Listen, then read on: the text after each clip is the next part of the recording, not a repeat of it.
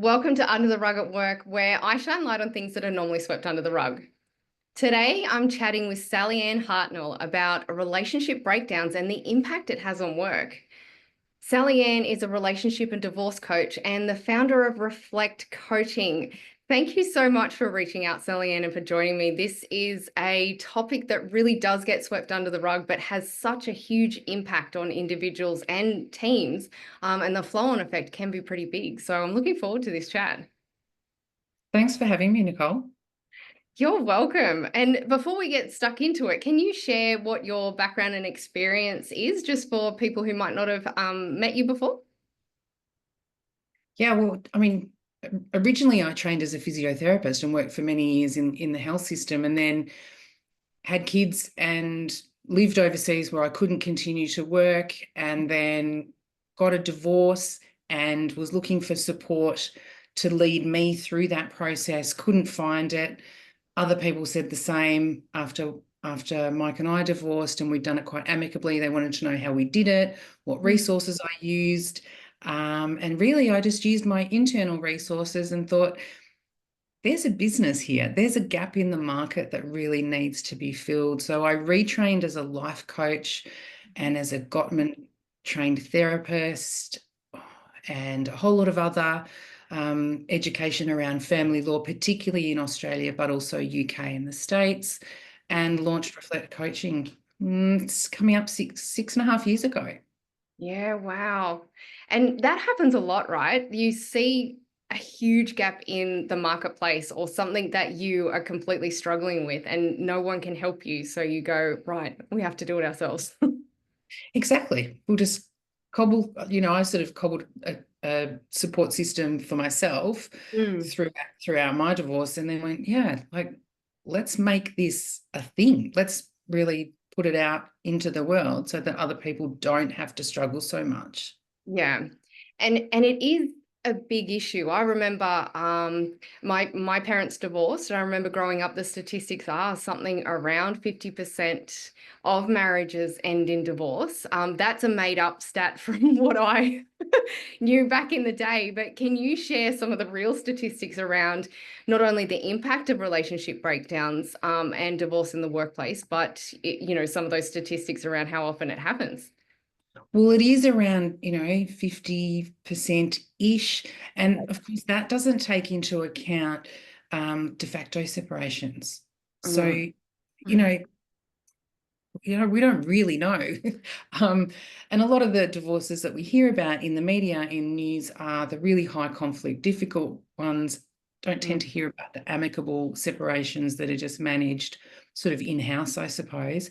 But when it comes to work, there is hard evidence gathered across Australia in 2022 and the UK in 2023 that I've got access to. And that sort of says that around 10% of a workforce will go through a relationship breakdown or separation or divorce per annum. And that, has knock-on effects to mental health, well-being, capacity to perform professionally, right? So in these studies, 90% of people who had navigated a separation, breakdown, divorce said that it affected their ability to work. 95% said it affected their mental health, specifically at work.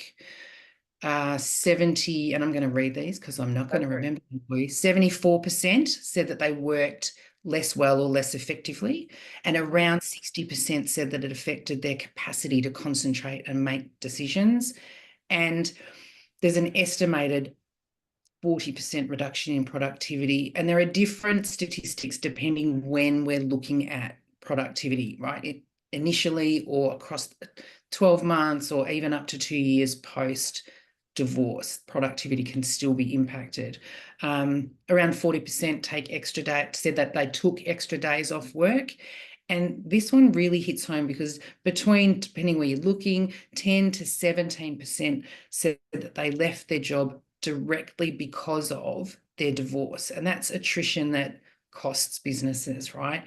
When you think about the average age of divorce being 44 for females, female identifying people, and 47 years old for males, that's likely to be senior or middle management, experienced team members, which is costly in all the ways for a business and really destabilizing for the rest of the team. And I find this really interesting that only 9% of those surveyed in the UK study said that their employers had specific policies for family transitions, including divorce. It's not very Mm. No, I don't think in any workplace I've been in that has been a policy. many. But with the impact that it has, I mean, you think even if it's just a friendship breakdown, that goes on in your head and you can't concentrate because of life circumstances. So everything you've said just makes complete sense. Yeah, and divorce has knock-on effects into all areas of a person's life, right? Their financial well-being and their financial reality, perhaps where they're living. If they've got children, it impacts their children and their parenting capacity, mental health and well-being, yes. And you don't just leave that at home. Like you can't just put it down and say, I'm not going to take any of that into the workplace. There's that flow-on effect. That's Yeah. obviously really and incapacitating for some. Yeah. So, what kind of support do people need when they're going through this challenging life experience?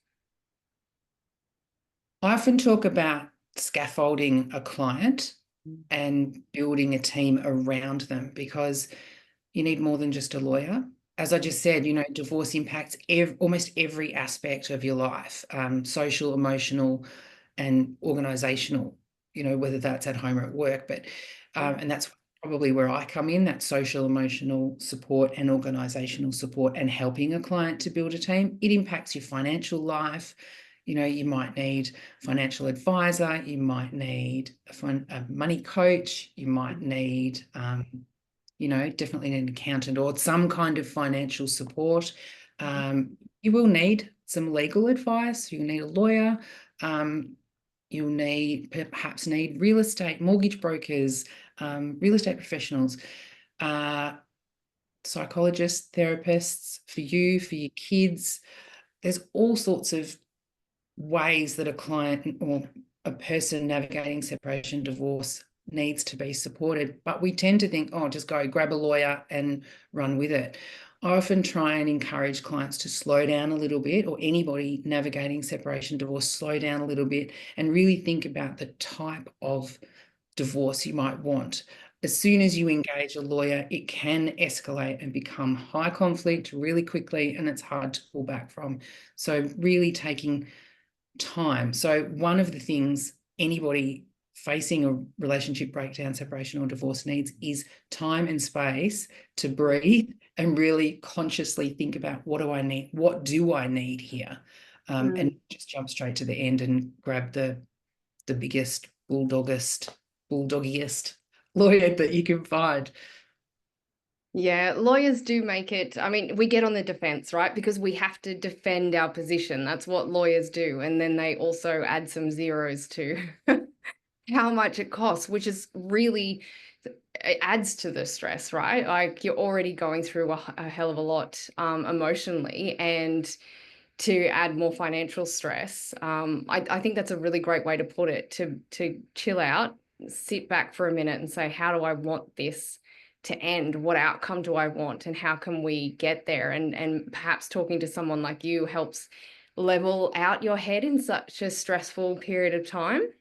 Yeah, absolutely. A lot of what I'm doing is helping someone to dial down that reactivity, that emotional, that high emotion, so that they can make really smart strategic decisions that lead them towards the future that they want to create for themselves. And maybe that is engaging a lawyer who is going to push and fight, but it might not be. It might just be, okay, what about a mediator? What about, a collaborative divorce process, which is a whole other story. But, really encouraging them to dial down their emotions, reduce their reactivity so that they can be smart and strategic. Yes. And what about at work? What can co-workers, colleagues, managers, what can they do to support someone who might be going through a divorce or a relationship breakdown? I think the first thing is what not to do, Yeah. not to, fire up about, look, tip into our own story, perhaps of, our separation divorce that was terrible and torrid, or somebody that or commenting on the other party, the other person. But again, just being present, mindful, and asking that person what they need. Is there anything that I can do as your colleague? Management and, HR, really it's about scaffolding them and supporting them in terms of mental health and well-being, because it's going to be impacted and that's going to come into the workplace. So whether that's whatever that looks like in your workplace through EAP support, and just making sure that, they know they can access that support through work.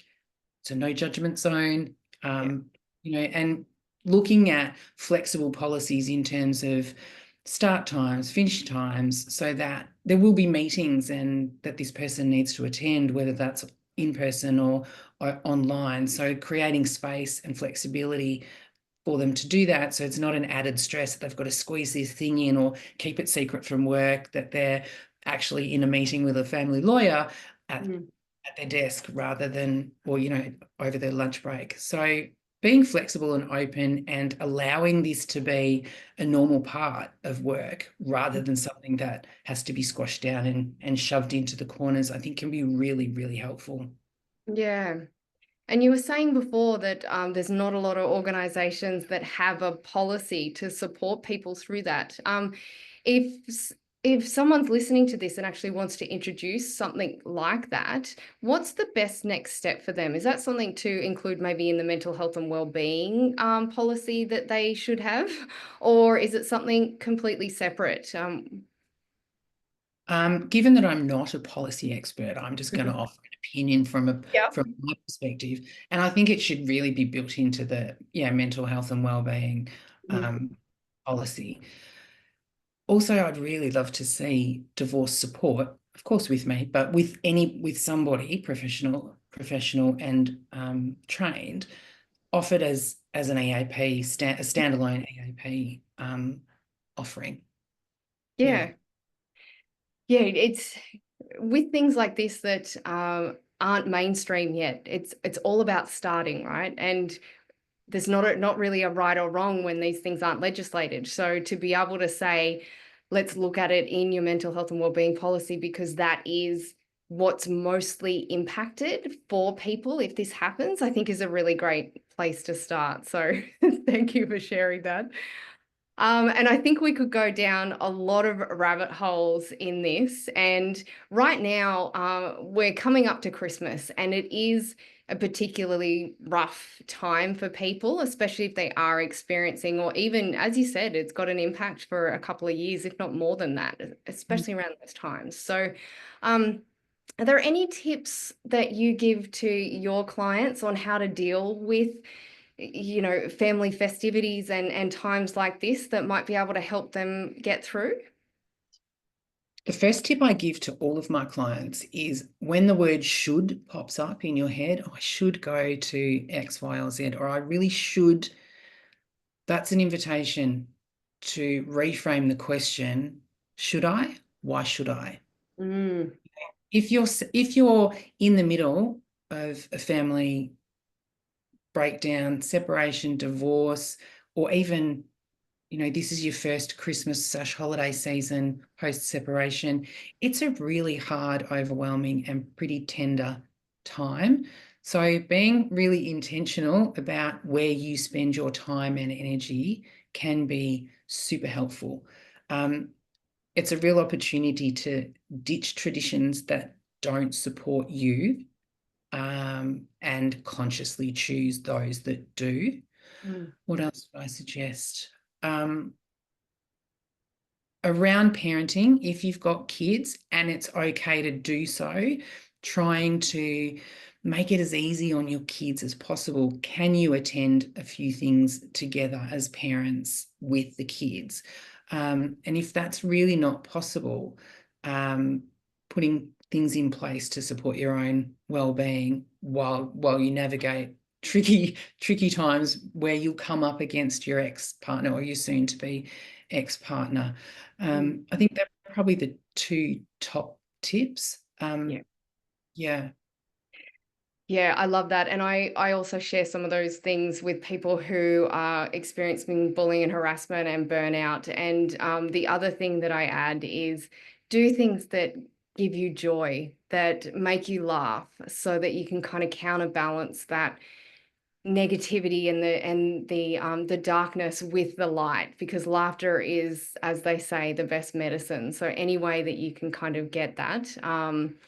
But yeah, they're great tips. And as I said earlier, I'm really grateful that we've been able to have this chat. It's one that isn't spoken about, and bringing light to it like this is the way that we can help move forward together. So thank you so much, Sallyanne. I really appreciate it. And for anyone who wants to get in touch with you, what's the best way that they can connect?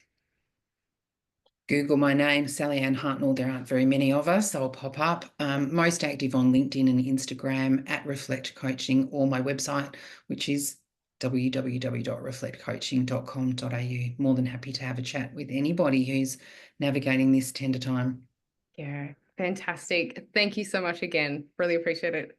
Thank you.